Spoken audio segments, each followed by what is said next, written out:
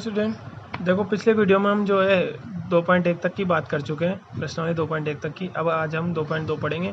और देखो मैंने इस वजह से ये बुक ओपन की हुई है क्योंकि इसमें देखो पूरे लैंग्वेज के क्वेश्चन है सारे। ये लैंग्वेज लिखी हुई है। अगर आपको कोई संख्या दे रखी है, ये आयताकार तरल है, कोई राम श्याम भी आएंगे इसके अंदर, है ना। किसी बालक बालिकाओं की संख्या का अनुपात ये है देखो इसमें।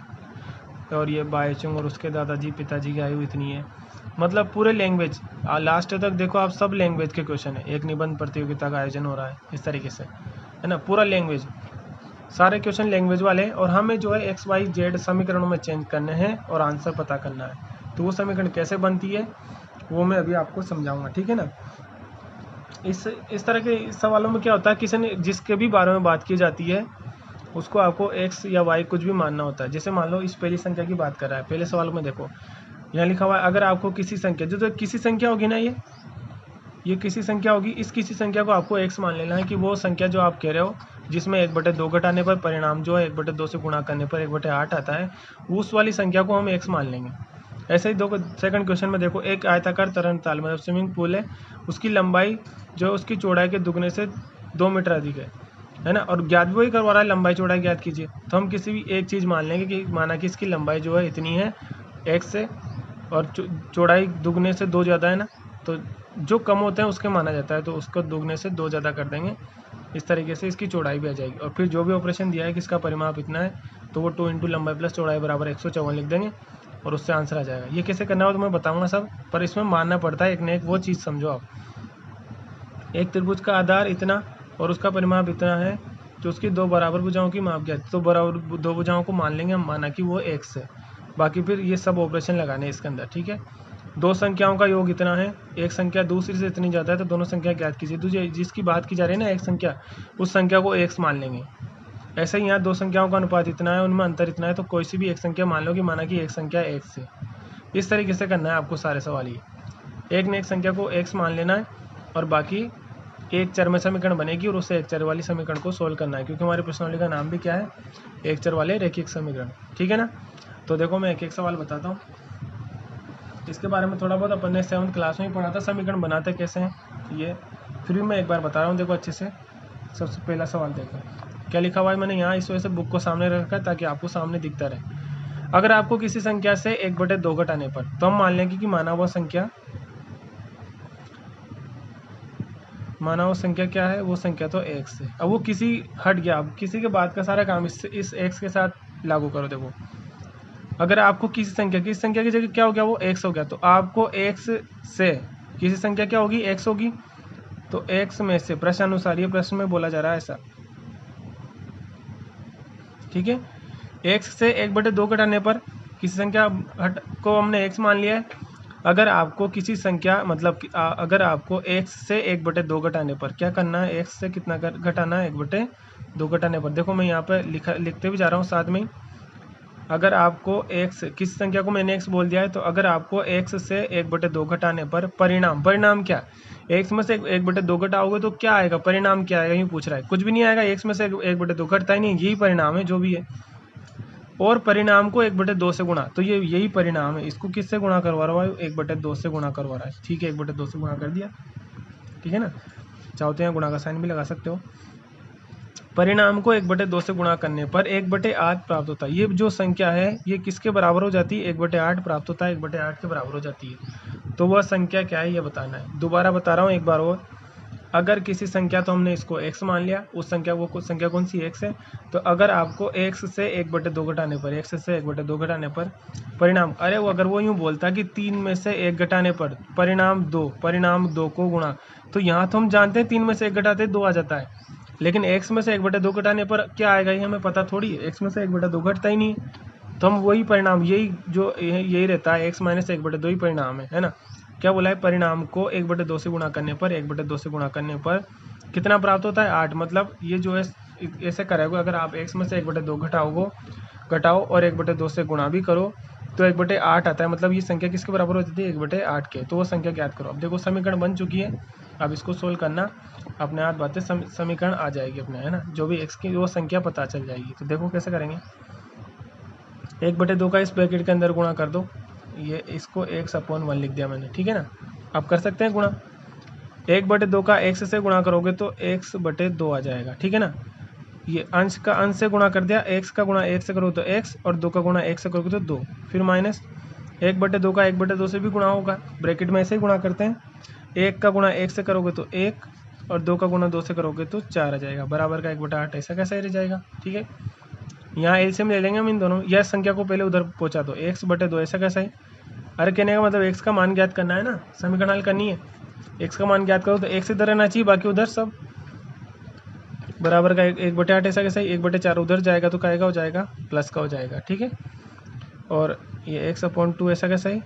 यहाँ इन दोनों का एलसीएम ले लिया 8, 8 में 8 का भाग एक बार जाता है तो ऊपर भी 1 आएगा, है ना। 1 का 1 से गुणा किया, प्लस 4 का भाग 8 में 2 बार जाता है, 2 का ऊपर वाले 1 से गुणा करेंगे तो 2 एकम 2, तो x/2 बराबर कितना आ गया, 2 और 1 3/8 आ गया।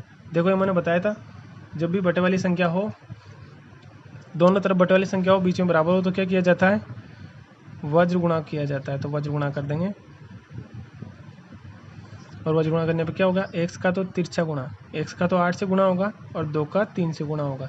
तो x का 8 से गुणा करेंगे तो 8x और 2 का 3 से गुणा करेंगे तो 6, 2 3 6, ठीक है ना। और x बराबर निकालोगे तो गुणा वाली संख्या कहाँ जाती है, भाग में, तो ये भाग में चलेगी। और 6/8 को काट दो आप, कितना हो जाएगा, 2 से काटो तो 2 का भाग 6 में 3 बार गया और 2 का भाग इसमें 8 में 4 बार गया। तो वो संख्या जिसकी बात की जाती है वो संख्या कौन सी थी, 3/4, है ना। तो यहाँ लिख देंगे, इसलिए वह संख्या 3/4 है। बस ये आंसर आ गया, जिसकी बात की जा रही थी ना। अरे उस संख्या को हमने x मान लिया और x का मान कितना है, 3/4, तो वो संख्या कौन सी थी, 3/4 ही है। 3/4 में से आप 1/2 घटाओ और फिर 1/2 से गुणा कर दो तो 1/8 आ जाता है। चाहो तो आप इसको प्रूफ भी करके देख सकते हो, मैं एक बार बताता हूँ। देखो जल्दी से बता देता हूँ। 3/4 में से 1/2 घटाओ, घटाते हैं तो 4, ये 3 ऐसा कैसा ही, 2 बार भाग गया तो एकम 2, है ना। तो कितना है, 3 में से 2 जाएगा तो 1, 1/4। और परिणाम कितना है, 1/4, इसको 1/2 से गुणा भी कर दो। देखो 1 एकम 1 और 4 दूनी 8 आ गया 1/8। तो उसने ये बोला था किसी संख्या में से 1/2 घटाओ और परिणाम आया 1/4, उसको 1/2 से गुणा करो तो 1/8 आता है। तो वही संख्या है ना, तो वो इस 3/4 की पूछ रहा था कि संख्या कौन सी है। तो वो x मान के कर लिया हमने, उससे संख्या पता लग गई हमें। आगे समझ में, बस ऐसे ही इस तरह के सवाल करने हैं। लैंग्वेज वाले सवाल ऐसे होंगे, किसी न किसी को x मानना ही पड़ेगा आपको सवाल में। अब देखो, जब सवाल में एक से ज़्यादा चीज़ों की बात की जाती है, क्वेश्चन नंबर 2 बता रहा हूँ मैं, ये क्वेश्चन नंबर 2, सवाल में एक से ज़्यादा चीज़ों की बात की जाती है तो उनमें से जिनको माना जाता है ना, वो छोटी वाली संख्या को मानते हैं। जैसा कि सेकंड सवाल में देखना, एक बार समझ में आएगा अच्छे से। क्या लिखा है, एक आयताकार स्विमिंग पूल की लंबाई उसकी चौड़ाई के दुगने से 2 मीटर अधिक है। लंबाई जो है, लंबाई अधिक है, कितनी अधिक है, और चौड़ाई, दो चीज़ें हैं, लंबाई और चौड़ाई। क्या बोला जा रहा है, देखो लंबाई उसकी चौड़ाई के दुगने से 2 अधिक है, मतलब लंबाई जो है चौड़ाई के दुगने से भी ज़्यादा है। तो कम कौन सी है, कम चौड़ाई है, लंबाई तो ज़्यादा है ना, चौड़ाई कम है, तो हम चौड़ाई को x मान लेंगे। कम वाली को माना जाता है, मैंने बताया था अभी, कम वाली को x मान लिया, चौड़ाई को क्या मान लिया, x। अब लंबाई पता चल जाएगी। लंबाई के बारे में क्या बोला है कि चौड़ाई के दुगने से 2 अधिक है, यही बोला है ना। चौड़ाई कितनी है, x, और उसका दुगना 2 से गुणा, और उससे भी 2 ज़्यादा, तो 2 जोड़ दिए हमने। लंबाई चौड़ाई x है और लंबाई कितनी है, 2x + 2 है। अब क्या बोला है आगे, ये प्रश्न अनुसार लिख दिया हमने। दोबारा बता रहा हूँ, देखो एक बार और क्या बोला गया है सवाल, इसमें लैंग्वेज पे ही ध्यान दिया जाता है ज़्यादा। क्या बोला गया है कि लंबाई उसकी चौड़ाई के दुगने से भी 2 ज़्यादा है, तो चौड़ाई कम है, कम को मान लिया x, दुगने से तो दुगना कर दिया, 2 गुना, और उससे भी ज़्यादा, कितनी ज़्यादा, 2 ज़्यादा है। अगर वो कहता है कि चौड़ाई के दुगने से 2 कम है तो कम कर देते, -2 कर देते, और ज़्यादा है तो जोड़ दिया, +2 कर दिया, ठीक है। लंबाई पता चल गई, चौड़ाई पता चल गई। अब क्या बोला उसने, यदि इसका परिमाप 154 मीटर है, परिमाप कितना दिया, 154 मीटर, ठीक है। अब परिमाप का सूत्र लगा दो, परिमाप का सूत्र क्या होता है, 2 इंटू लंबाई प्लस चौड़ाई बराबर कितना दे रखा है, 154, ठीक है। 2 ऐसा कैसा है, लंबाई कितनी आई, लंबाई ये पूरी लंबाई है भाई, कितनी लंबाई है, 2x + 2, और ये वाला प्लस, ये प्लस चौड़ाई कितनी है, x मानी थी हमने, और ये बराबर हो जाए किसके, 154 के। ठीक है। अरे इस फॉर्मूले के अंदर हमने लंबाई की जगह तो लंबाई रख दी ये वाली, और चौड़ाई, ये प्लस का साइन ऐसा कैसे आ गया ये, और चौड़ाई की जगह चौड़ाई रख दी x, ठीक है ना। अब देखो 2x में एक x और जुड़ जाएगा तो कितना x हो गया 3x, और ये प्लस का 2 ऐसा कैसा ही बराबर के 154। 2 का और गुणा कर दो ब्रैकेट में, 2 का गुणा 3x से करेंगे तो 6x, और 2 का गुणा 2 से करेंगे तो 4 बराबर 154। 6x बराबर, ये 4 का पक्षांतर कर देंगे उधर, 4 उधर जाके क्या होगा माइनस का, 154 में से 4 माइनस हो जाएगा, और 6x बराबर आ जाएगा 150। 4 कम हो गया ना तो 50, और x बराबर निकालोगे तो वही गुणा वाली संख्या कहाँ चली जाएगी, भाग में, 150 के बटे में 6, भाग लगा दो।